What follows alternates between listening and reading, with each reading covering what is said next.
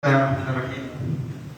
Nuhayyikum bi tahiyyatil Islam, tahiyatan mubarakatan thayyibatan billah. Assalamualaikum warahmatullahi wabarakatuh. Waalaikumsalam warahmatullahi wabarakatuh. Innal hamdalillah nahmaduhu wa nasta'inuhu wa nastaghfiruh wa na'udzu billahi min shururi anfusina wa min sayyiati a'malina. May yahdihillahu fala mudilla lahu wa may yudlilhu fala hadiya lahu. أشهد أن لا إله إلا الله وحده لا شريك له وأشهد أن محمدا عبده ورسوله وهو الصادق المصدوق ونصح الأمة وبلغ الرسالة وأدى الأمانة وجاهد في سبيل الله حق جهاده لا نبي ولا رسول بعده.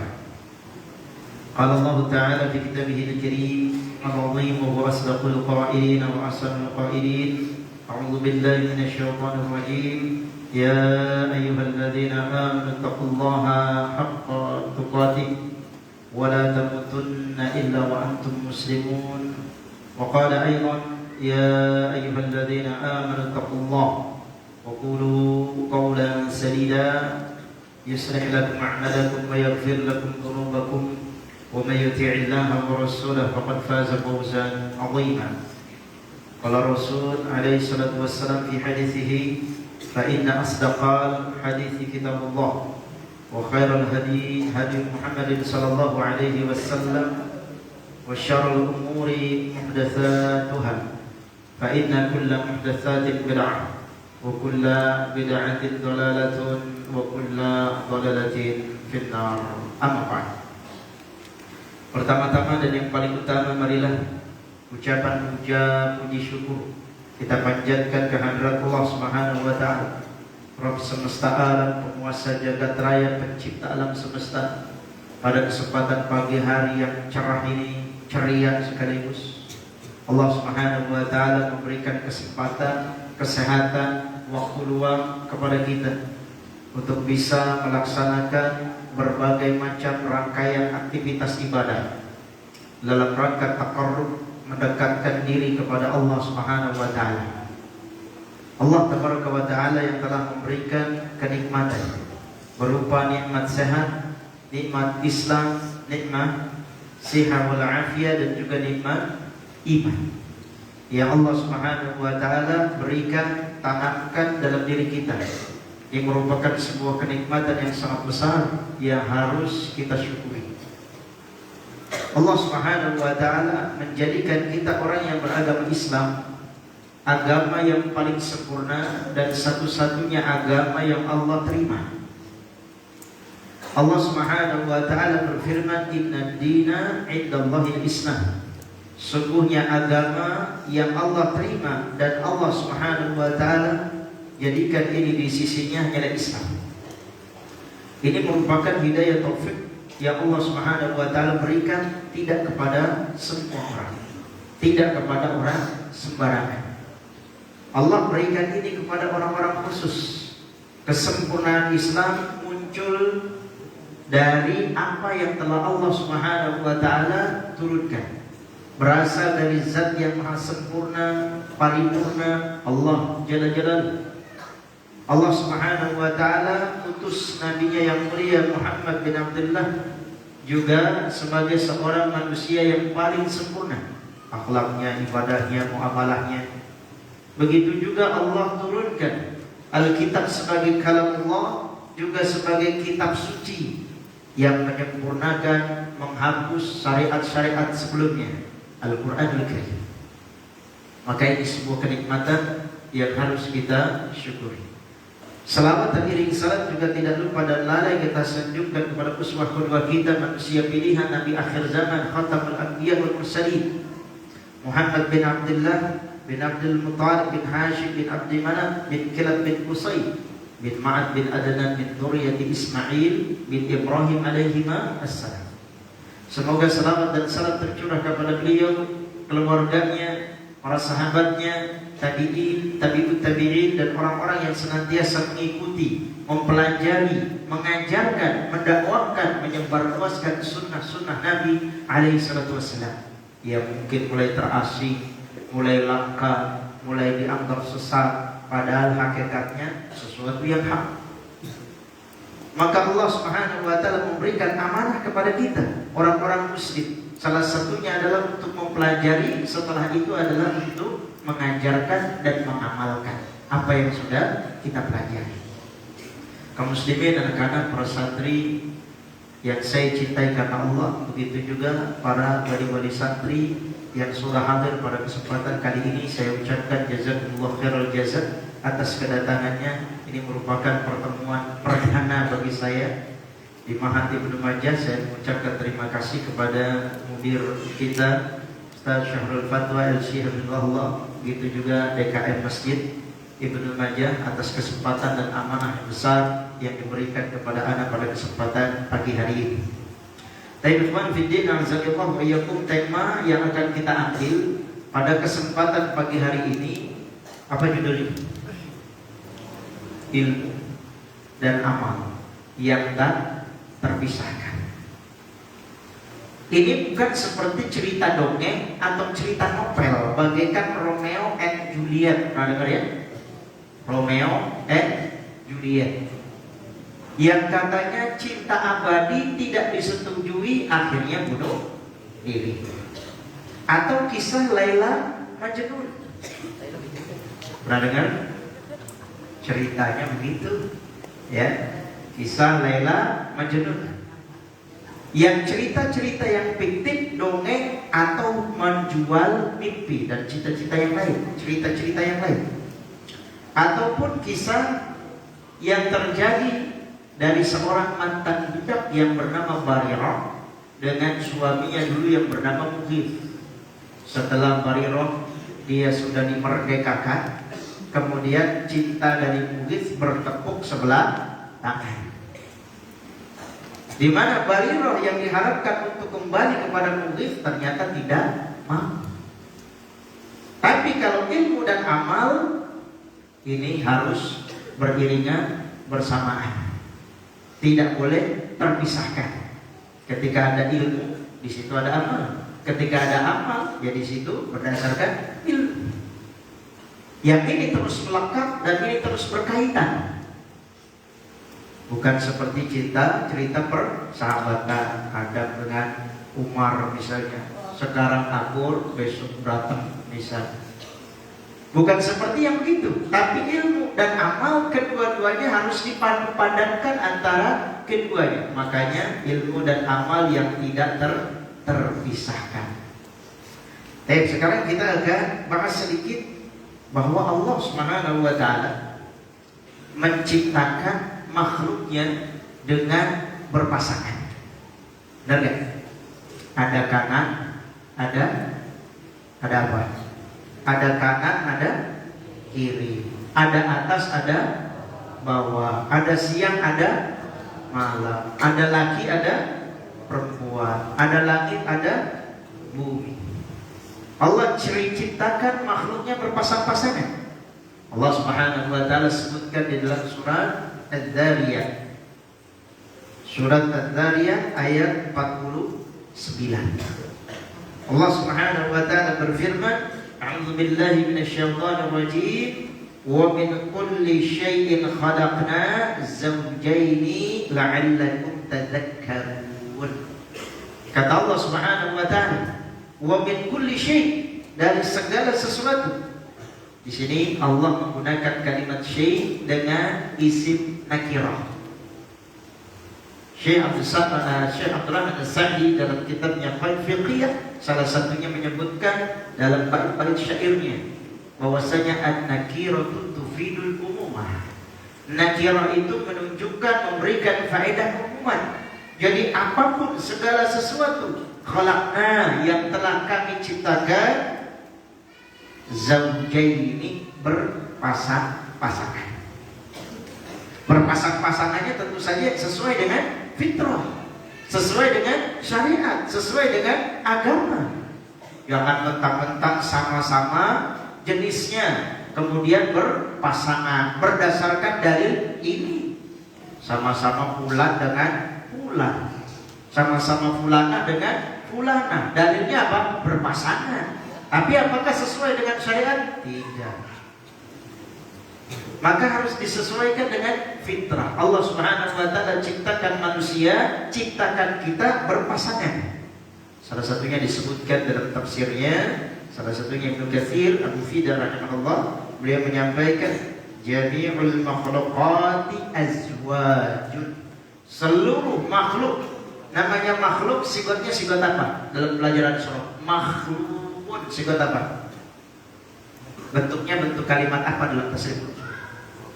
Makhlukun. Fi'il madinya kan ko. Fi'il madinya apa? Kholaqo. Kalau makhlukun sifatnya sifat apa? Isim maf'ul. Berarti yang diciptakan. Kalau khaliq yang menciptakan, kalau makhluk yang diciptakan. Semua yang diciptakan azwajun, berpasang-pasangan. Samaun wa ardun, langit dan bumi. Lailun wa nahar, malam dan siang. Wa syamsun wa qamar, apa? Matahari dan bulan. Wa barrun wa bahrun, daratan dan lautan. Diya'un wa dhalam, apa? Terang dan gelap. Imanun wa kufrun, iman dan kufur. Mautun wa hayatun, apa? Mati dan hidup. Syaqa'un wa sa'adah, apa? Sengsara dan bahagia. Jannatun wa nar, ada surga, ada neraka. Jinnun wa insun, jin dan manusia. Allah ciptakan semuanya berpasang-pasangan. Begitu juga al-dhukur wa inas, laki-laki dan perempuan. Allah Subhanahu wa taala sebutkan dalam surat apa? Inna khalaqnakum min dzakarin aw untha wa ja'alnakum syu'uban wa qabaila li ta'arafu. Surat apa itu? Surat apa? Ada dalam Quran? Iya, dalam Quran. Surat apa? Surat Al-Hujurat. Allah Subhanahu wa taala sampaikan inna khalaqnakum, sesungguhnya kami telah menciptakan kalian min dzakarin wa untha, laki-laki dan perempuan. Wa ja'alnakum syu'ub, kami jadikan syu'ub, berbangsa-bangsa. Wa qabail, jamak dari kabilah, bersuku-suku. Tujuannya untuk apa? Li ta'arufu, saling kenal. Yang tadi enggak kenal jadi kenal. Kalian ada yang datangnya dari Bekasi ujung, Bekasi kota, Bekasi barat, Bekasi timur, bahkan di luar Bekasi, bahkan di luar bumi ada. Pada datang dari berbagai tempat yang tadinya tidak kenal, diperkenalkan, disatukan, dipertemukan oleh Allah Subhanahu wa taala di sebuah tempat yang namanya Ma'ad Ibnu Majah. Tadinya gak kenal jadi kenal. Ini fungsi dari hasil apa? Azwaj. Dari hasil berpasang-pasangan. Allah jadikan banyak. Allah jadikan beratus-ratus, ribu-ribu, berjuta-juta, miliar-miliar, triliun-triliun, atau bilangan yang lebih banyak lagi daripada itu. Maka Syekh As-Sa'di rahimahullah ta'ala, beliau menyebutkan beberapa hikmah. Kenapa ini bisa manusia diciptakan dengan berpasangan? Nikmat Allah kasih kanan dan kiri. Coba kalau kanan doang pakai sendalnya susah. Coba kalau kiri doang, tukang sendal yang jual kanan kagak laku. Ya, jalannya susah. Ya. Coba kalau Allah ciptakan malam saja tanpa adanya siang, gelap gulita. Tidak ada yang bisa kita nikmati, pemandangan indah yang bisa kita nikmati dengan terang matahari. Kalau Allah ciptakan hanya malam saja. Begitu juga kalau Allah ciptakan hanya bumi saja misalnya tanpa adanya langit. Ya bagaimana langit sebenarnya sebagai penyangga, kemudian dengan keberadaan langit dan awan-awan bisa melindungi kita sehingga panas matahari tidak langsung sampai ke kulit kita. Coba bayangkan kalau ini tidak ada, apa yang akan terjadi? Allah Subhanahu wa taala memberikan kenikmatan ini kepada kita semua agar kita bersyukur. La in syakartum la azidannakum wa la in kafartum Inna 'adzabi lasyadid. Kalau bersyukur ditambah. Kalau dapat kenikmatan, biar kata sedikit disyukuri saja, maka kenikmatan yang lain akan nanti berbondong-bondong di belakang kita. Kenapa? Itu syaratnya. Walaupun kenikmatan yang kita dapatkan hanya secuil, hanya ringan, hanya sedikit, tapi kita bersyukur, nikmat luar biasa. Keberkahan yang akan didapatkan oleh seorang muslim.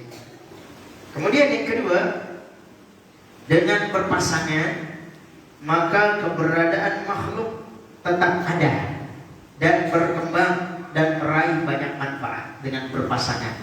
Coba kalau Allah Subhanahu wa taala ciptakan laki-laki semua, siapa yang melahirkan? Kalau Allah ciptakan makhluknya berupa binatang, jantan semua, tidak pernah kita ngerasain telur ayam, telur bebek, ya. Karena keluarnya dari betina. Ini sebuah kenikmatan yang Allah berikan dengan keberadaan makhluk bisa berkembang biak secara berpasangan. Maka kaitannya dengan ilmu dan amal apa? Termasuk ilmu dan amal. Kedua-duanya berjalan beriringan, bersamaan, berbarengan, saling mendukung satu dengan yang lain. Kalau salah satunya tidak ada, akan sama seperti orang Yahudi. Salah satunya juga tidak ada, sama seperti orang Nasrani. Samanya dari letak mananya? Ya, tafsir dalam surat Al-Fatihah. Ghairil maghdubi alaihim waladdallin. Orang yang maghdub mendapatkan kemurkaan dari Allah Subhanahu wa taala, dan juga dhalin, orang yang sesat. Ditafsirkan oleh para ahli tafsir, orang Yahudi dan Nasrani. Orang Yahudi punya ilmu banyak tapi amalnya tidak ada. Orang Nasrani amalnya banyak, ilmunya sombong. Paham ya? Nah, kita sebagai orang muslim berilmu dan mengamalkan, beramal dengan ilmu, maka kedua-duanya berjalan beriringan. Kemudian kita akan bahas yang pertama, apa sih ilmu itu? Nanti kemudian berikutnya, apa sih amal itu? Kemudian apa sih ancamannya, bahaya kalau orang punya ilmu tidak diamalkan? Kalian kesini kan tujuannya belajar. Yang namanya belajar cari ilmu. Beda dengan orang yang pergi ke hutan, pergi ke gunung, cari ilmu-ilmu gituan, cari ilmu-ilmu goiban, yang pulang kemudian sakti, mandraguna. Tidak mempan di bacok, kebal, ya, tidak mempan di bedil, tahu bedil? Tahu bedil? Tidak mempan pakai senjata, pakai pistol, mental, gitu ya. Kalau orang yang biasanya punya keinginan untuk belajar belajar ilmu kanuragan, tahu ilmu kanuragan? Tenaga dalam. Wow. Kalau orang datang duluan dalam kondisi marah, belum dekat udah mental duluan itu orangnya. Tuh, anak muda kalau begitu senang belang-belang dia. Tahu belang-belang? Sungguh. Kenapa? Karena punya ilmu. Sehingga ilmu dia dipakai buat petantang, petenteng yang katanya pendekar, walaupun orangnya kecil, minimalis kayak saya, gak ada takutnya. Kenapa? Karena dia punya punya keberanian dan punya tameng. Kita orang muslim diajarkan oleh Allah Subhanahu wa taala, yang menjadi pelindung kita siapa? Allah SWT. Allah Subhanahu wa taala. Maka tugas kalian adalah memperbanyak ilmu, ilmunya ilmu syar'i, ilmu-ilmu yang Allah ridhai dan Allah berkahi. Tujuannya supaya hidupnya manfaat, bisa memberikan manfaat buat orang lain. Cita-cita jadi orang soleh. Tapi kalau soleh mungkin untuk dirinya saja. Tapi kalau muslim bisa bikin soleh orang lain. Tapi penting dan keutamaan ilmu, saya sebutkan beberapa saja. Yang pertama, annahu irasul anbiya. Bahwasanya ilmu itu adalah warisan para nabi, irasul anbiya. Para nabi sebagaimana kita ketahui, lam yuwarithu dinaran wala dirhaman walakinnahu yuwarithu al-ulama. Mereka tidak meninggalkan dan mewariskan dirham dan juga dinar. Dinar, satu dinarnya sekarang harganya melambung tinggi. Bahkan setiap tahun saja naik kayak kontrakan, tiap tahun naik ya. Dari mulai harga berapa sampai berapa, sekarang 2 jutaan misalnya satu 1 dinarnya, dan seterusnya gitu ya. Dan ini adalah warisan para nabi yang tidak ditinggalkan buat kita. Tapi mereka meninggalkan para ulama, kita bisa ambil ilmunya dari mereka. Yang namanya warisan, sebenarnya orang harus berlomba-lomba untuk mendapat. Contoh dalam urusan dunia, ada anak menggugat ibunya gara-gara warisan gak keduman, warisan gak kedapatan. Ada orang tua menggugat anaknya gara-gara bapaknya atau suaminya sudah meninggal, kemudian pembagiannya tidak merata, tidak adil, sampai ke pengadilan. Padahal apa? Orang tua dengan anak, anak dengan orang tua. Dalam urusan dunia, orang rebut-rebutan, rela untuk caci maki, rela untuk membuli, rela untuk bermusuhan demi mendapatkan harta sebanyak-banyaknya. Tapi ketika warisannya ini adalah berkaitan warisan yang ditinggalkan oleh para nabi dan rasul berupa ilmu, orang mulai balik kanan. Orang mulai apa? Meninggalkan dan mengambil tidak terlalu banyak dan tidak memanfaatkan semaksimal mungkin. Saya mah urusan belajar yang bisa para ustadz aja dah, kiai aja dah, ajengan aja dah. Kalau saya mah lempar bendera putih, beres. Tinggal duduk manis di majelis, dengerin, beres. Sehingga tidak ada keinginan untuk apa? Ngambil warisan dari para nabi. Padahal ini adalah sebuah apa? Sesuatu yang sangat berharga. Pertama. Yang kedua, annahu yanfa wal malu yafna. Bahwasanya ilmu itu yanfa, kekal. Orang yang punya ilmu kekal. Beda dengan harta. Harta akan dipakai, dibuat beli, ya sebentar aja sudah habis, dapat duit gaji lewat slip, pergi lagi lewat transfer, duit kayak di dunia maya. Gak kelihatan wujudnya, bentuknya, kelihatannya doang gede, kelihatannya doang banyak, tapi gak pernah megang. Dapatnya ditransfer, belanjanya ditransfer, ya. Dan ini akan habis. Tapi yang namanya ilmu, dia akan kekal. Kita belajar susah payah, contoh sajalah kecil. Kita belajar motor, kepake terus, sekali jatuh, 2 kali jatuh, 3 kali nabrak, 4 kali nyenggol, 5 kali mahir. Kepake terus, sampai kapan? Sampai dia mati, sampai dia masih sanggup untuk menjalankan dan naik motor. Bermanfaat, kekal. Berenang, biar diceburin dalam kolam renang, dalamnya kayak apa, walaupun dilempar ke tengah lautan, selama dia bisa berenang, insya Allah selamat. Walaupun tenaganya mungkin habis.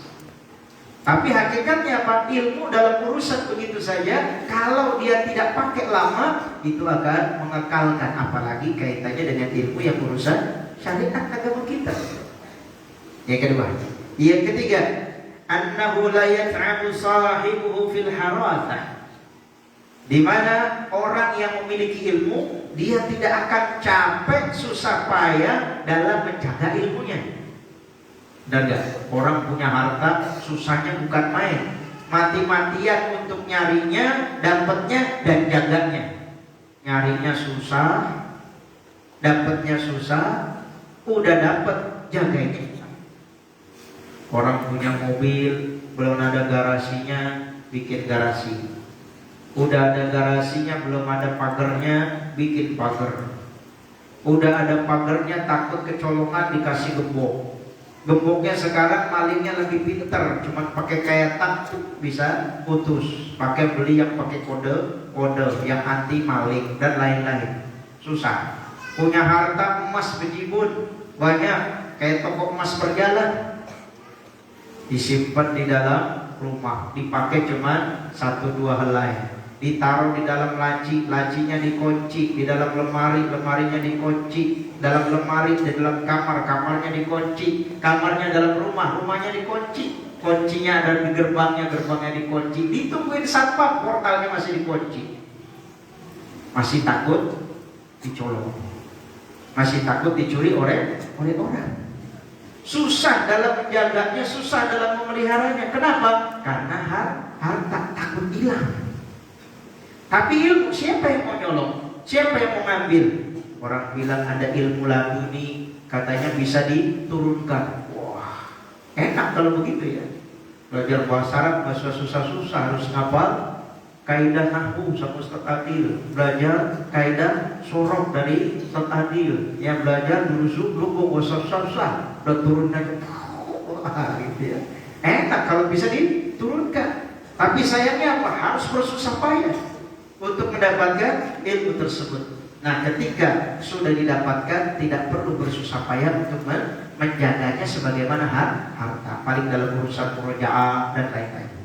Kemudian yang keempat, annal ilma nurun yastati'u bihi al-'abdu faya'rifu kaifa ya'budu rabbah.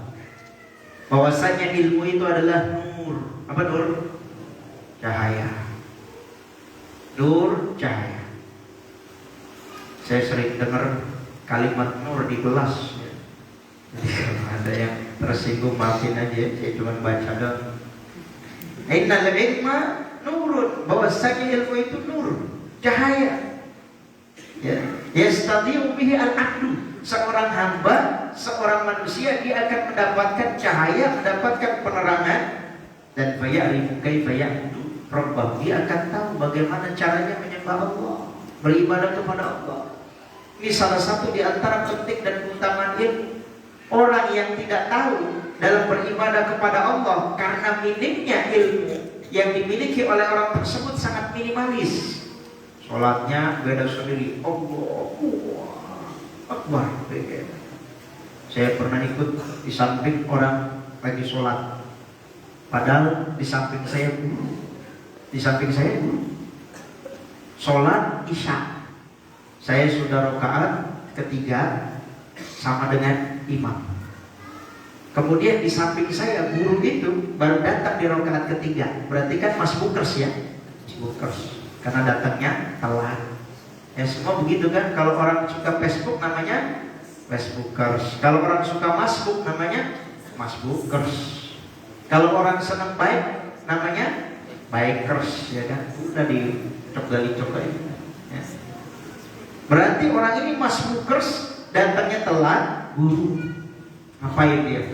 Dia sholat ngebut, Allahu Akbar, sampai ngejar imam.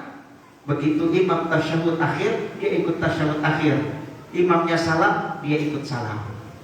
Beres, menang banyak dia. Ya kan? Menang banyak. Datangnya telat, salamnya bareng, menang banyak. Bener nggak? Kagak. Ya. Nah ini salah satunya apa? Pentingnya ini orang tahu mana yang benar, mana yang salah. Bagi dia mah itu benar. Apalagi guru kalau diprotes kemenangan guru. Ya, baik. Kemudian ini ada saya bawakan beberapa testimoni dari para ulama dalam mencari ilmu. Yang pertama kisah ringkas dari Rabi bin Sulaiman. Rabi bin Sulaiman merupakan murid kesayangan daripada Imam Syafi'i Muhammad bin Idris rahimahullahu ta'ala. Yang kita kenal dari Imam Syafi'i rahimahullah biasanya kebanyakannya adalah muridnya Imam Ahmad, atau yang jadi muridnya adalah Imam Ahmad bin Hanbal. Tapi sebenarnya sebagaimana para masyayikh, apalagi a'imah al-arba'ah, mereka punya banyak murid. Nah salah satunya murid dari Imam Syafi'i adalah Rabi' ibn Sulaiman. Apa kisah yang menarik dari beliau? Rabi' bin Sulaiman dikenal sebagai orang yang paling susah, orang yang paling gagal paham. Telmi, tahu telmi? Telmi tahu kan? Hah?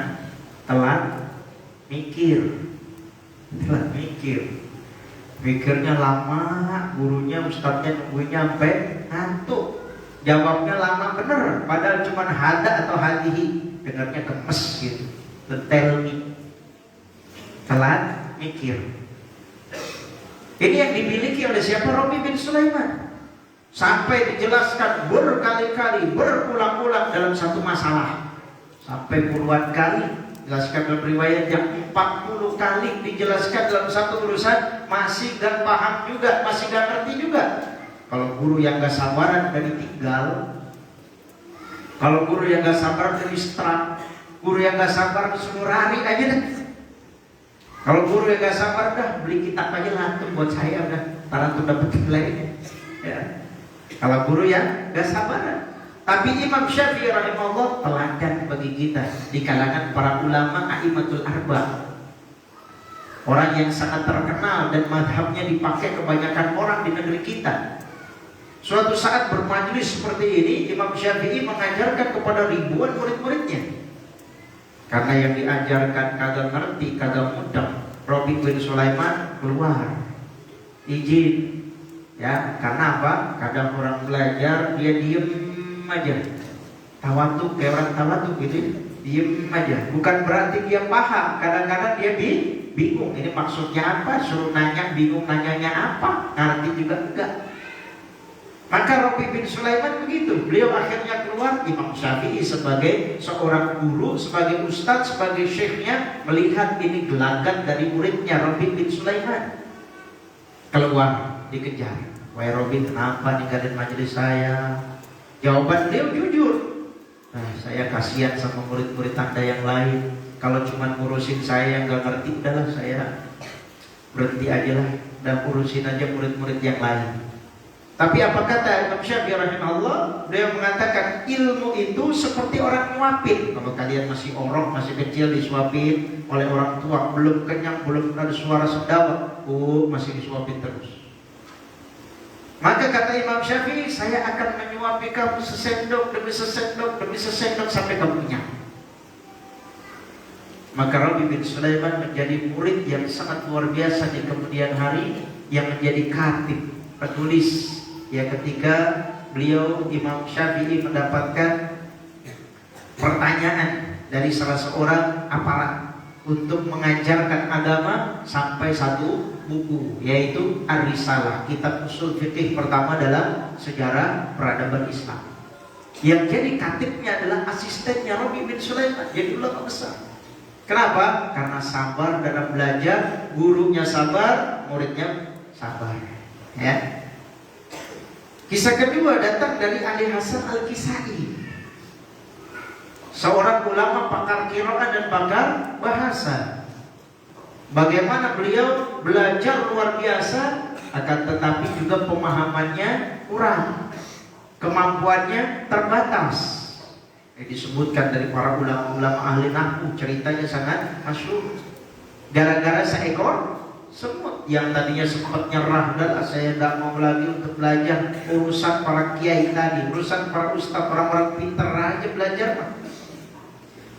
Melihat semut kecil, kemudian bawa makanan, jalan ke atas, makanannya jatuh, turun lagi, diambil lagi, naik lagi, jatuh, turun lagi, berulang-ulang sampai beberapa kali dilihat dengan mata kepala sendiri oleh Syekh Ali Hasan Al-Kisai.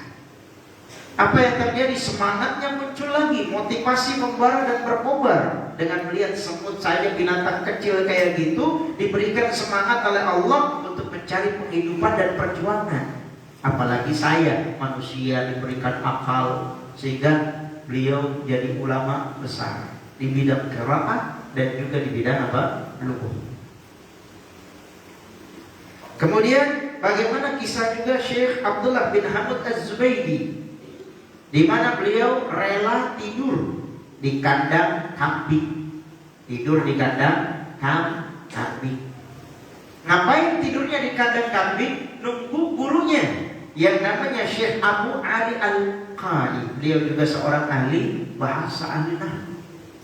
Tujuannya buat apa? Kalau gurunya keluar dari rumahnya ingin melaksanakan sholat subuh, yang berangkatnya sebelum adzan, dia bisa datang duluan, nemenin syekhnya sambil jalan, bisa banyak nanya. Coba kalian di sini gudangnya para asatidz, banyak tinggal nanya sama Ustaz Azroi, Ustaz Adil, Ustaz Bulan, beres.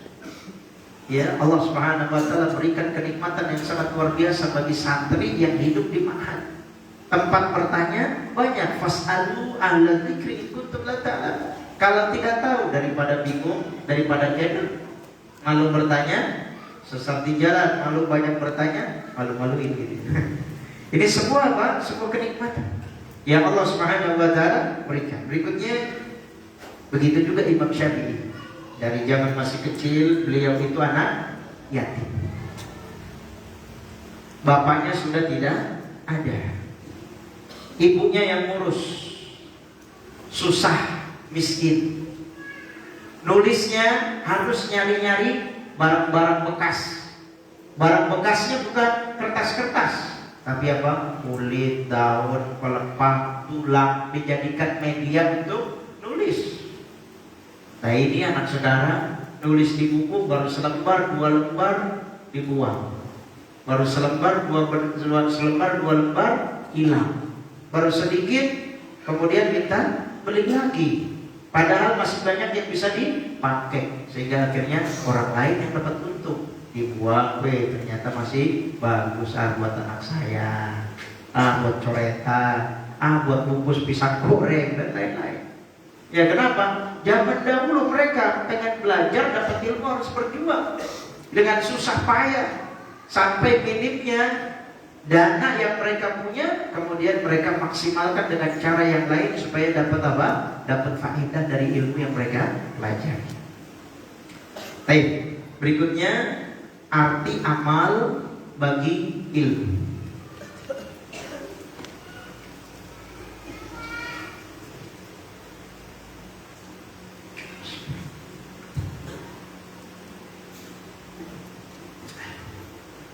Yang pertama, arti amal bagi ilmu itu apa sih? Sejauh mana peranannya, sebab sejauh mana pengaruhnya bagi amal tersebut? Yang pertama, samaratul ilmi, imma lahu wa imma alaihi. Yang namanya amal bagi ilmu itu adalah samaratul ilmi. Amal merupakan buah daripada ilmu. Bisa menjadi argumen, beralasan dengannya, dijadikan hujah, dan juga bisa menghujat dia. Sebagaimana Nabi SAW sebutkan dan ditulis oleh Imam Nawawi dalam kitabnya Arba'in An-Nawawi. Al-Quran hujjatun laka au hujjatun alaika. Al-Quran bisa menjadi hujah buat engkau, argumentasi, menjadi alasan, menjadi penguat di hadapan Allah, tapi juga bisa menghujat kamu. Begitu juga ilmu. Maka samaratul ilmi, buah daripada ilmu. Coba kalau ada pohon buah yang ada di Mahat, pohon mangga misalnya, mangganya sudah layu, mangganya tidak berbuah, manfaatnya ada nggak? Ada, tapi cuma sedikit buat orang neduh gitu ya, buat orang apa? Bikin gubuk-gubukan di bawah, buat orang main naik-naikan. Tapi kalau misalnya pohonnya itu ada buahnya, maka manfaatnya akan dirasakan oleh banyak orang. Apalagi dipersilakan siapa saja yang melewati ini, maka silakan ambil. Maka orang lain akan mendapatkan faedah dan manfaat secara luas. Samaratul ilmi. Kemudian yang kedua, natijatul ilmi. Amal ini merupakan natijahnya, yaitu merupakan hasil daripada ilmu yang kita pelajari. Sebagai barometer dan standar ilmu kita itu berhasil atau tidak, sejauh mana amal kita dengan ilmu yang sudah kita pahami. Kita tahu bahwasanya contoh kecil saja, senyum. Senyum itu bagian daripada apa? Sunnah. Tabassumuka li akhika sedekah. Sedekah yang enggak harus mengeluarkan biaya, yang enggak harus mengeluarkan dana, enggak harus mengeluarkan uang, tinggal mesem aja, senyum aja. Tapi sama orang lain, dia bisa murah senyum, dikenal sebagai orang yang supel, dikenal sebagai orang yang ramah, orang yang sangat sopan, orang yang sangat bisa dihargai, dihormati oleh orang lain karena apa? Murah senyum. Di keluarganya jadi orang yang paling ditakuti. Anaknya datang, orang tuanya datang, anaknya ada di rumah, kabur lari ke kamar. Orang tuanya pergi, anaknya keluar. Gak mau ketemu sama orang tuanya. Kenapa? Orang tuanya, bapaknya atau ibunya dikenal di rumahnya orang yang galak. Padahal Nabi SAW mengatakan dalam hadis, khairukum khairukum li ahlikum wa ana khairukum li ahli. sebaik-baik kalian adalah orang yang berbuat baik kepada keluarganya, keluarga kalian, sedangkan aku adalah orang yang paling berbuat baik kepada keluargaku. Aplikasi ilmunya kita bisa tunaikan dan bisa kita wujudkan untuk lingkup yang paling kecil, yaitu keluarga. Di keluarga terkenal orang yang ramah, di luar juga demikian. Di keluarga terkenal orang yang saleh, di luar juga demikian. Di keluarga terkenal sebagai orang dermawan, di luar juga demikian. Senada, sinkron. Ini merupakan natijah dari ilmu yang kita pelajari. Tahu sedikit, amalkan, itulah natijahnya, itulah hasilnya. Tahu sedikit, amalkan, itulah natijahnya. Inilah yang membuat hidup kita berkah dan Allah berikan rahmat. Kemudian yang ketiga, idza jaa al-khabaru minallahi wa rasulihi fasaddiqhu wa khudhu bil qabuli wat tasdiq. Apabila datang al-khabar, berita yang datangnya dari Allah dan Rasulnya dalam urusan larangan, dalam urusan perintah, kemudian percaya, yakin dengan apa yang telah diucapkan dan apa yang telah dibawakan, difirmankan oleh Allah dan disabdakan oleh Rasul, walaupun bentuknya perintah dan larangan. Wala taqul lima wa kaifa, tidak bertanya kenapa dan bagaimana. Inilah bedanya cara beramal kita dengan orang-orang terdahulu di kalangan generasi mufaddalah. Mereka ketika mendapatkan berita dan kabar dari Allah dan Rasulnya, padahal sesuatu yang baru, contoh di kalangan para sahabat, Al-Quran turun di masa mereka. Tidak pernah ada pertanyaan lima ya Rasulullah atau kaifa ya Rasulullah, bagaimana ini ya Rasulullah, untuk apa ya Rasulullah, kenapa harus begini ya Rasulullah. Tidak.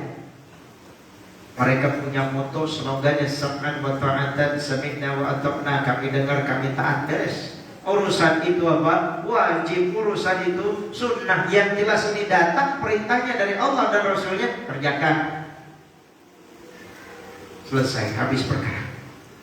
Ini yang diajarkan, dicontohkan oleh mereka kepada kita, orang-orang yang hidup di masa kini, yang naik banyak tawar menawar. Salah seorang sahabat, Amr bin As, kalau saya tidak salah, Amr bin As, beliau orang yang dikenal sangat kuat dalam membaca Quran. Nyampaikan tawar-menawar kepada Rasulullah, ya saya membaca Quran berapa kali sanggup dalam atap dalam 1 bulan sanggup, lebih dari itu sanggup ya Rasulullah, 2 minggu sanggup, 10 hari sanggup, 7 hari sanggup, 3 hari sanggup, lebih dari itu saya sanggup ya Rasulullah. Jangan lebih daripada 3 hari. Tapi di waktu tuanya beliau menyesal. Kenapa? Karena pernah melakukan tawar-menawar ini kepada Rasulullah. Imbasnya ketika sudah tua, badan sudah mulai lemah, dia tidak bisa istiqamah. Sulit untuk istiqamah. Kenapa? Badannya tidak mendukung. Karena usia tua. Waktu usia mudanya semangat luar biasa, pengamalannya berdasarkan dengan ilmu dan sudah disahihkan oleh Rasulullah, sudah dilegitimasi oleh beliau. Semangat. Begitu sudah tua, wah, angkat dikit, berat, cok. Suruh jalan jauh dikit, besoknya urut. Ya, kehujanan dikit masuk angin lah. Allah. Baik. Berikutnya, ilmu yang tidak diamalkan. Nah, bagaimana kalau ada ilmu yang tidak diamalkan? Kalian di sini sudah diajarkan oleh para asatidz yang ada di sini, baik pelajaran fikih, pelajaran tauhid, pelajaran usul fikih, pelajaran bahasa Arab, pelajaran diniyah yang lain termasuk pelajaran umum. Kemudian bagaimana kalau kita sudah tahu ilmunya tersebut tidak diamalkan? Ada sebuah hadis yang diriwayatkan oleh Imam Bukhari dan juga Imam Muslim dari Usama bin Zaid. Dari Usama bin Zaid, qala Nabi sallallahu alaihi wasallam, bersabda Nabi alaihi salatu wasallam, yuja'u birrajuli yaumal qiyamati fayulqa finnar. Didatangkan seseorang pada hari kiamat, orang itu, laki-laki itu dilemparkan ke dalam neraka, dijebloskan, dijerumuskan, dimasukkan ke dalam neraka. Fatadaliku aqtabuhu finnar. Ya, kemudian usus besarnya itu yang ada dalam perutnya dikeluarkan, dimasukkan di dalam neraka. Fayaduru kama yaduru al-himar biroha. Ya, kemudian dia itu berputar, berkeliling sebagaimana himar, keledai yang berkeliling di tempat penggilingan. Kalau penggilingan tradisional mungkin bukan sama seperti di era modern. Bagaimana kita lihat ada keledai yang muter-muter untuk memerah tebu misalnya gitu ya. Tebu digiling, kemudian di atasnya ada batu besar, di tengahnya ada tebu, kemudian tebunya dimasukin, kemudian ini bisa berputar dengan bergeraknya si keledai. Kurang lebih seperti itu disebutkan dalam syarahnya oleh Syekh Muhammad bin Shalih Al-Utsaimin. Fayajtami'u ahlun nari alaihi, kemudian orang-orang yang sama nasibnya sebagai penghuni dan penduduk neraka, mereka berkumpul melihat ini orang. Melihat ini orang. Dia dalam kondisi seperti keledai yang berputar, khususnya dikeluarkan oleh Allah. Fayaqulun ay fulan. Mereka mengatakan ay fulan, wahai fulan, alaysa kunta ta'muru bil ma'ruf wa tanha 'anil munkar. Bukankah kamu yang dulu memerintahkan kepada kami untuk melakukan hal yang ma'ruf dan melarang kami untuk melakukan sesuatu yang munkar? Bukankah engkau orangnya? Qala kuntu, iya itu saya. Iya itu saya. Amurukum bil ma'ruf wa la atihi wa anhaakum 'anil munkar wa atihi. Astagfirullah. Saya yang menyuruh kalian untuk melakukan hal-hal yang ma'ruf, tapi saya tidak ngerjain. Saya melarang kalian dari hal-hal yang munkar, tapi saya orang pertama yang mengerjakan. Imbasnya apa? Orang tersebut mendapatkan sanksi dari Allah Azza wa Jalla. Tugas seorang dai, ustaz, bukan hanya sekedar menyampaikan, ngomong di depan, didengar oleh orang, tapi juga punya tanggung jawab besar untuk mengamalkan apa yang dia sampaikan. Konsekuensinya, resikonya sangat besar. Walaupun di sisi lain Allah memberikan pahala yang sangat besar dan luar biasa bagi para du'a. Di sisi yang lain tentu saja apa yang dia dapatkan diimbangi dengan resiko yang juga dia akan dapatkan. Nah itulah kami para asatidz meminta doa ya, dari para santri dan juga wali-wali santri agar kami diberikan keikhlasan ya dalam melakukan pendidikan ini, amanah ini ya, dan juga kepercayaan dari antum, serta kami bisa mengamalkan apa yang sudah kami ajarkan kepada mereka, karena itulah yang berat dan ancamannya sangat besar ya. Kemudian Ibnu Mas'ud radhiyallahu ta'ala beliau mengatakan, man ta'allama ilman lam ya'mal bihi lam yazidhu illa kibra. Ibnu Mas'ud mengatakan, disebutkan dan nukil oleh Imam Adz-Dzahabi rahimahullah dalam kitabnya Al-Kabair. Beliau mengatakan, man ta'allama ilman, siapa yang belajar ilmu, lam ya'mal bihi, dia tidak ngamalin ilmunya, lam yazidhu illa kibra, tidak akan bertambah bagi dirinya kecuali sombong. Makanya Imam Ibnu Jama'ah beliau mengatakan ada beberapa kriteria sifat bagi orang yang belajar dan para pembelajar. Ketika dia sudah paham, ngerti tentang sebuah ilmu, yang pertama annahu yatawaddu'. Dia akan menjadi orang yang tawadhu, rendah hati dengan ilmu yang dia pahami, ilmu yang dia ketahui. Jadi orang yang tunduk sebagaimana padi, semakin tua semakin menunduk. Tapi ada urutan yang kedua, annahu yatakabbar, dia akan sombong dengan ilmu yang dia pelajari, dia ketahui. Dan ini tidak sedikit yang terjadi, sehingga melihat orang-orang lain remeh. Apalagi kalau kalian misalnya belajar Al-Quran dari ustaz-ustaz yang ada di kampung, di surau-surau, di tempat-tempat pelosok pedalaman, mereka hanya mengajarkan itu secara ikhlas, terus berganti-ganti orang yang mereka ajarkan. Tiba-tiba muridnya suatu saat sudah menjadi ustaz besar, ustaz kabir, kemudian memandang ustaznya dengan pandangan yang sinis, pandangan yang remeh. Anak dia tekabbar. Kemudian yang ketiga, ya'lam annahu la ya'lam, dia akan tahu bahwasanya diri dia belum tahu. Orang yang belajar ilmu bagaikan apa?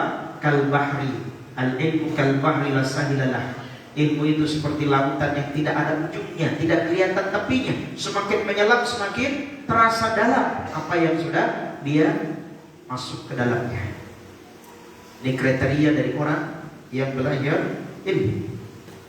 Maka ilmu dengan amal bisa menghindarkan seseorang dari sifat-sifat sombong. Kemudian hadis yang diriwayatkan Imam Ibnu Majah dari Jabir bin Abdullah, Nabi SAW bersabda, "La ta'allamu al-ilma litubahu bihi al-ulama'a, wa la litumaru bihi sufaha'a, wa la tukhayyaru bihi al-majalisa, faman fa'ala dhalika fannaru an-nar." Nabi SAW bersabda, janganlah kalian belajar ilmu litubahu bihi al-ulama, untuk berbangga-bangga di hadapan para ulama. Saya lebih pintar dari Anda, saya lebih keren daripada Anda, jemaah saya lebih banyak daripada Anda, apa yang saya ucapkan lebih didengar daripada Anda, dan seterusnya. Untuk memperbanyak jemaah, memperbanyak masa dan lain-lain. Bukan untuk bermegah-megahan, bukan untuk berbangga-bangga kepada para ulama, tapi liwajhillah, li'ilai kalimatillah, untuk menegakkan kalimat Allah, untuk mendapatkan wajah Allah Azza wa Jalla. Ini hakikat yang harus kita serukan dan dimiliki oleh para dai dan termasuk di dalamnya para talabatul ilmi, para penuntut ilmu. Sehingga muncul kebanyakan di era media sosial, di era YouTube, ulama fulan atau ustaz fulan diadu dengan ustaz fulan, dijadikan satu konten. Sehingga yang jadi korban masyarakat umum, orang-orang awam bingung, pusing melihatnya. Siapa yang benar, siapa yang salah. Sehingga akhirnya yang dilihat secara zahirnya saja, oh dia memenang, oh dia mengkalah. Atau wala litumaru bihi sufaha, atau untuk menanamkan keraguan kepada orang-orang bodoh, orang-orang awam. Karena mereka mentang-mentang orang awam, gampang dibohongin, gampang ditipu, gampang dikibulin, gampang didustakan. Sehingga ilmu yang mereka dapatkan fungsinya untuk membuat orang-orang sufaha, orang-orang bodoh, mereka terasa terbodohi, semakin dibodohi oleh orang-orang pintar. Karena apa? Cita-cita dia untuk belajar untuk itu. Wala takhayyaru bihil majalis. Jangan muter-muter nyari majelis ke satu tempat ke tempat yang lain dengan tujuan untuk ini. Kita cuma bermajelis sama seperti apa? Cicip-cicip kuliner. Wah, saya enak ustadznya kayaknya mah. Saya demen dah seleranya. Saya senang sama ustadz ini. Tidak. Wah, gak suka ustadz ini ternyata begini, ganti yang lain. Nanya juga begitu. Dia kepengen mencari pembenaran, bukan mencari kebenaran. Ustadz ini mengatakan haram, gak boleh, cari ustadz yang lain. Sampai ketemu halal, oke, wah ini ustadz saya. Karena yang dicari apa? Pembenaran, bukan kebenaran. Makanya kita diajarkan oleh Nabi SAW sebuah doa dari hadis yang diriwayatkan Imam Muslim. Allahumma inni a'udzubika min ilmin la yanfa', min qalbin la yakhsha, wa min nafsin la tashba', wa min da'watin la yustajabu laha. Doa yang diajarkan oleh Rasul SAW. Allahumma inni a'udzubika, ya Allah, aku berlindung kepada Engkau. Berlindung dari apa? Min ilmin la yanfa', dari ilmu yang tidak manfaat. Ilmu yang tidak manfaat ada enggak? Banyak. Zaman sekarang. Sehingga bikin orang apa? Bikin orang jadi pemalas, bikin orang jadi jauh dari majlis, bikin orang jauh dari Allah. Dengan sebab apa? Ilmu yang dia sebarkan ternyata justru menjauhkan orang lain dari Allah. Padahal tidak ada manfaatnya. Min qalbin la yakhsha, dari hati yang tidak khusyuk, sibuk dengan urusan dunia. Nyari barang hilang, ketemunya di mana? Bukan di laci, bukan di meja, ketemunya di mana? Di sholat. Wah iya, ketemu pulpen saya cari-cari. Ketemunya di mana? Di meja, di laci, dalam buku, bukan di sholat. Ya. Qalbin la yakhsha. Wa min nafsin la tashba', dari hati yang tidak pernah kenyang, jiwa yang tidak pernah kenyang, marut alias serakah. wa min da'watin la yustajabu lah, dan juga dari dakwah atau doa yang tidak dikabulkan. Berikutnya terakhir, bahaya beramal tanpa ilmu. Orang yang beramal tanpa ilmu ini berbahaya dan membahayakan orang lain. Seperti orang yang nerobos lampu merah. Dia tahu itu bakal ketilang, tapi orang yang menerobos lampu merah ini sanksinya lebih besar daripada orang gak pakai helm. Orang gak pakai helm, bahayanya buat siapa? Buat dia doang. Kalau jatuh, palanya paling bocor. Ya, tapi orang yang nerobos lampu merah, dia bahaya dan membahayakan orang lain, sehingga sanksinya lebih berat. Begitu juga orang yang beramal tanpa ilmu, bahaya bagi amalnya dia dan membahayakan bagi orang lain. Kalau disampaikan kepada yang lain, ikut. Akhirnya apa? Senang, selera, bikin jemaah, bikin lagi banyak masa, sehingga bikin komunitas sendiri. Allah Subhanahu wa taala sebutkan dalam surat Al-Furqan ayat 23. Allah berfirman, "Wa qadimna ila ma 'amilu min 'amalin faj'alnahu haba'an mansura." Kata Allah Subhanahu wa taala, "Wa qadimna ila ma 'amilu," kami datangin. Ya, kami datangkan qadimna ila ma 'amilu, terhadap apa yang mereka sudah kerjakan, mereka perbuat, min amalin, dari amal, faja'alna haba'an mansura. Tapi ternyata apa yang mereka amalkan cuma haba'an mansura, yaitu debu-debu yang berterbangan. Kalau kalian berada di gurun pasir, ambil itu satu genggam pasir, ada angin, apa yang terjadi? Hilang, gak berbekas. Begitu amal yang kita kerjakan, tidak ada gunanya, tidak ada manfaatnya. Disebabkan apa? Kita beramal tanpa ilmu. Begitu juga dalam surat Al-Fatihah yang saya sebutkan tadi, bagaimana kisahnya orang-orang Yahudi dan Nasrani yang disebutkan kepada ahli tafsir. Begitu juga Allah Subhanahu wa taala berfirman dalam surat Al-Kahfi ayat 103 sampai 104. Allah Subhanahu wa taala berfirman, "Qul hal nunabbi'ukum bil akhsarina a'mala alladzina dhalla sa'yuhum fil hayatid dunya wa hum yahsabuna annahum yusinuna sunna'a."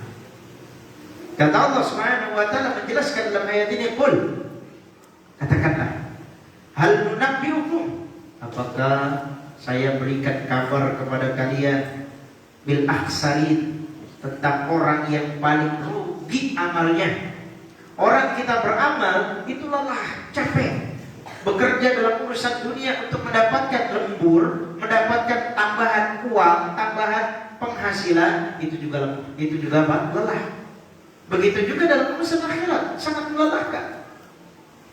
Ya, waktunya libur, mungkin bisa tidur, dipaksa untuk datang ke masjid, panggilan azan, hayya 'alas shalah, mau tidak mau datang, sukarela maupun terpaksa, sam'an wa ta'atan, mendengar dan taat.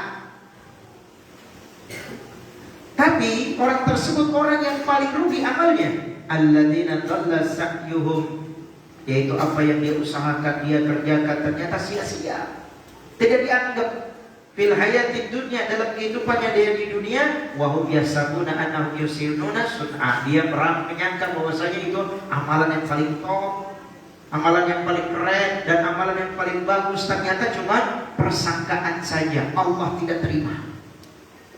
Disebabkan salah satunya apa? Salah satunya karena minimalisnya dalam ilmu. Maka Ibnu Mas'ud mengatakan, wa kam min muridin lil khairi lan yusibahu. Betapa banyak orang yang menginginkan kebaikan, lan yusibah, dia tidak mendapatkan pahala, tidak mendapatkan sawab, tidak mendapatkan ganjaran dari apa yang dia inginkan berupa pahala. Karena apa? Istihsan, menganggap baik. Nah, maka perkataan sebagian ulama tentang ilmu dan amal, salah satunya adalah ucapan Hasan al-Basri rahimahullah. Beliau mengatakan, laula al-ulama la sar nas kal bahaim. Seandainya saja tidak ada ulama, maka niscaya orang-orang itu seperti bahaim. Apa bahaim? Jamak dari bahimah, hewan-hewan ternak. Ya, hidupnya tidak tahu malu, ya kemana-mana ini segala macam ya. Ini bahaim. Seandainya saja tidak ada ulama, laulah yang masuk pada jumlah ismiyah dengan khabar yang dihadap. Laula al-ulama mawjuduna, takdirnya. Seandainya para ulama itu tidak ada, nasarun nas kal bahaim. Niscaya manusia itu akan seperti bahaim. Begitu juga Imam Ibnu Qayyim, beliau mengatakan al-'amilu bila ilmin kasairi bila dalilin. Orang yang beramal tanpa adanya ilmu seperti orang yang berjalan tanpa adanya petunjuk. Orang mau pergi kemana sekarang gak tahu tempatnya, ngandelinnya apa? Maps, enak, Waze dan lain-lain. Yang tadinya gak tahu jadi tahu, yang tadinya takut gak sampai jadi sampai. Kenapa? Karena ada yang diandelin. Zaman dahulu ketika belum ada maps, yang diandelin apa? Nanya orang atau ragu. Oh ini ada ke arah Cirebon, oh ini ke arah Majalengka, oh ini ke arah Indramayu dan seterusnya. Yang diandelin apa? Ragu dan bertanya sama orang. Assalamualaikum Pak, selamat pagi Pak, gitu. Nanya mau kesini kemana lewatnya, gitu. Tapi kalau orang yang berilmu orang yang beramal tanpa ilmu, seperti orang yang berjalan tapi gak ada petunjuknya, bingung mau ngapain, bingung mau kemana, gampang dapat syubhat. Saya sering sampaikan di kelas, salah satu syubhat yang tersampaikan kepada para pelajar apa? Diajarkan pertama pelajaran tauhid. Oke. Siapa yang menciptakan bulan? Allah. Siapa yang menciptakan langit? Allah. Yang menciptakan laut? Allah. Menciptakan matahari? Allah. Siang dan malam? Allah. Ujungnya ditanya, siapa yang menciptakan? Allah. Bingung. Cari jawaban, cari di Google, gak bakal ketemu. Siapa yang menciptakan Allah? Google-nya bingung. Ya. Kenapa? Jawabannya dari keimanan. Allah katakan lam yalid wa lam yulad. Percaya, yakin, sudah habis perkara.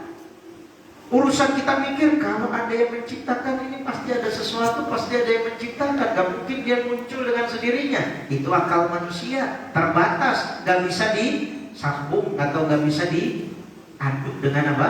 Dengan wahyu. Kemudian Ibnu Taimiyah beliau mengatakan man faraqa ad-dalila dhalla as-sabil. Ya, man faraqa ad-dalil, siapa yang menyelisih dalil, dhalla as-sabil. Ya, maka jalannya agak sesat. Begitu juga Al-Hasan dia mengatakan al-'amilu ala ghairi ilmin kas-saliki ala ghairi tariqin. Dan seterusnya. Ini adalah ucapan-ucapan dari para ulama berkaitan tentang ilmu dan amal yang tidak mungkin terpisahkan. Kedua-duanya harus hadir dalam apa? Dalam sanubari kita, dalam amal kita, dalam ibadah kita. Karena al-aslu fil ibadati tahrim hatta yadulla dalil ala tahlili. Bahwa asal daripada ibadah itu adalah haram sampai adanya dalil yang menghalalkannya atau memerintahkannya. Ini adalah sebuah kaidah. Yang ini tentu saja kita tahu ini halal, ini haram, ini wajib, ini sunnah, ini bid'ah, ini syirik, ini tauhid. Dari mana? Dari ilmu. Dan ilmu itu tidak akan mungkin bisa didapatkan oleh orang yang menjadi kaum rebahan, berfoya-foya dengan waktu, tidak mau memanfaatkan waktu. Padahal al-waktu kasayf. Ya, ilmu itu, waktu itu seperti senjata, seperti pedang. Ya, imma yang terbuka, dia bisa apa? Membabat kamu, memotong kamu, atau engkau yang bisa menguasai daripada waktu tersebut. Manfaatkan waktu yang ada kalian sekarang. Jangan sampai ketika tua, orang tua, kita sebagai orang tua dulu mungkin mendambakan di zaman kita kecil, kepengen bisa belajar sejak kecil, tapi mungkin orang tua kita belum diberikan pemahaman sebagaimana kita sekarang. Kita belajar seadanya, gak pernah didampingi, tidak kenal apa itu huruf, makharijal huruf, sifat-sifat huruf, gak pernah tahsinul qiraah. Mungkin begitu sudah tua, lidahnya sudah mulai kaku, susah untuk belajar. Harapan kita sebagai orang tua, jangan sampai anak-anak kita seperti kita. Itu saja gak perlu. Dan tentu saja ini harus diupayakan dan bekerja keras untuk bisa mendapatkan itu. Dan kalian sebagai santri-santri dari Ma'had Ibnu Majah sudah dibekali ya dari para asatidz yang ada di sini dengan berbagai macam ilmu. Dan tentu saja ilmu-ilmu yang berfaedah, ilmu-ilmu yang bermanfaat. Maka manfaatkan ini semaksimal mungkin dan amalkan. Kenapa para asatidz di sini tidak menuntut banyak? Menuntut kalian hanya belajar, diamalkan jadi pahala buat para asatidz, sudah selesai. Kita tidak akan menyebut-nyebut, kita tidak akan mengungkit-ungkit, kita tidak akan mengatakan itu bukan karena saya, kamu gak bakal tahu, begitu tidak. Kita hanya berharap Allah Subhanahu wa taala memberikan keberkahan, rahmatnya kepada kita dan membukakan pintu-pintu surga buat kita semua. Mungkin ini para santri dan juga para satis dan juga para wali santri yang bisa saya sampaikan pada kesempatan pagi hari ini. Semoga berfaedah, bermanfaat, khususnya bagi anak yang menyampaikan, tentunya bagi kita semua. Teguran ini bukan hanya, atau apa yang saya sampaikan ini bukan hanya saya yang menyampaikan kepada antum, tapi ini juga sebagai nasihat untuk diri saya pribadi. Ya, bagaimana pentingnya ilmu dengan amal. Ya, bagaimana kita sering mengatakan kita sudah ngaji kemana-mana, berpindah satu majelis ke majelis yang lain, satu masjid ke masjid lain, satu ustadz ke ustadz yang lain, satu kitab ke kitab yang lain. Berarti ilmu yang kita pelajari sudah sangat banyak. Tinggal pengamalan yang sangat minimalis ini bisa kita maksimalkan, sehingga kita bisa mendapatkan pahala jauh lebih besar. Bukan hanya bermajelis ilmu, tapi lebih daripada itu kita mengamalkan ilmu yang kita pelajari. Mungkin ini yang bisa saya sampaikan pada kesempatan pagi hari ini. Yang benar datangnya dari Allah Subhanahu wa taala, dan yang salah dari diri anak pribadi. Nah, itu saya beristighfar kepada Allah Azza wa Jalla. Semoga Allah Subhanahu wa taala memberkahi apa yang kita kerjakan, kita lakukan pada pagi hari ini. Dan kafi bi hadzal qadar bi du'ai kafaratul majlis. Subhanakallahumma wa bihamdika asyhadu an la ilaha illa anta astaghfiruka wa atubu ilaik. Wassalamualaikum warahmatullahi wabarakatuh.